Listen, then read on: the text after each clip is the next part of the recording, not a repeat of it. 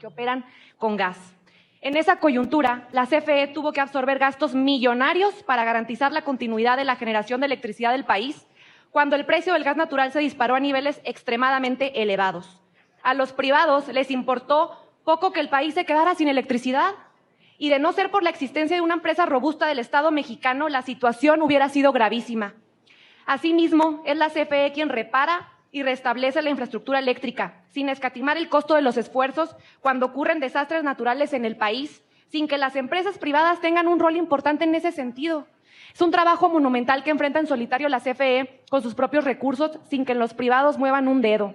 Ejemplos sobran a lo largo del tiempo después de aprobada la reforma neoliberal de 2013. El huracán Otis, que impactó en 2023 el puerto de Acapulco, es un ejemplo de esa situación. Con la reforma de 2013 se limitaba a la CFE en el cumplimiento de su papel de órgano rector de la planeación del sector eléctrico. CFE debía, sin ningún análisis técnico previo, asumir la interconexión de nuevos proyectos de generación de empresas privadas, ocasionando un desorden y desequilibrio en la capacidad del sistema eléctrico nacional. La entrada desmesurada de nuevos proyectos de energía renovable, impulsada por el irracional aumento de los contratos privados de autoabasto, que promovió su reforma energética de 2013, provocaron un sobredimensionamiento de la capacidad de generación eléctrica en regiones donde no se requería tanta electricidad y que además tenía dificultades para ser transportada a otras zonas del país.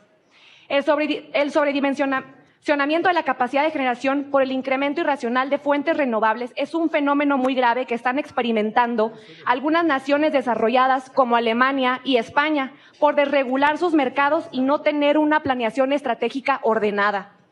La variabilidad de la disposición de estas fuentes de electricidad genera en los sistemas eléctricos picos severos de aumento o depresión del precio de la energía.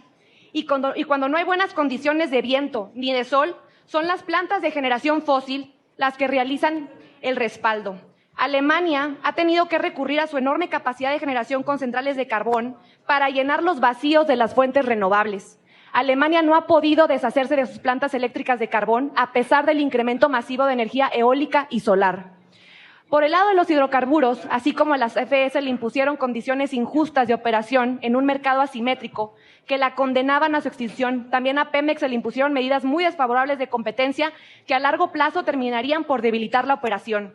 Situación que se evidenció en el mercado de combustibles con la disminución progresiva de franquicias propias de Pemex, que para el año 2019 contaba más de 9,000 estaciones de servicio en todo el país y para el 2023 son poco más de 7,000 estaciones, a pesar de los grandes esfuerzos que se realizaron en el sexenio pasado para revertir esta tendencia. De forma paralela, durante todo el sexenio de Enrique Peña Nieto se le robaba de forma indiscriminada y abierta a Pemex sus combustibles a través del comercio ilegal de gasolina que realizaban los privados en contubernio con la delincuencia organizada por medio del huachicoleo, sin que nadie tomara medidas para detener esas actividades. No fue sino hasta el 2018 que en el gobierno de Andrés Manuel López Obrador que se tomaron medidas para acabar con las actividades de saqueo ilícito de combustibles a Pemex, lo que destapó el enorme comercio ilegal de las empresas privadas que vendía gasolina al huachicol en sus estaciones de servicio. Estamos en un momento histórico para México.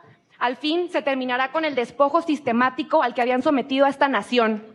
Los intereses de una cúpula neoliberal. Ahora, con las modificaciones de esta nueva reforma, propone los artículos 25, 27 y 28 de la Constitución Política de México, se le restauran y restablecen tanto a la Comisión Federal de Electricidad como a Pemex las facultades fundamentales que tenían de origen para que sean las instancias garantes del Estado mexicano para el ordenado funcionamiento del sector energético de nuestro país, el abasto oportuno y equitativo de la energía y la planeación estratégicamente de la nueva infraestructura eléctrica y de combustibles del país. Gracias. Gracias, senadora Guadiana.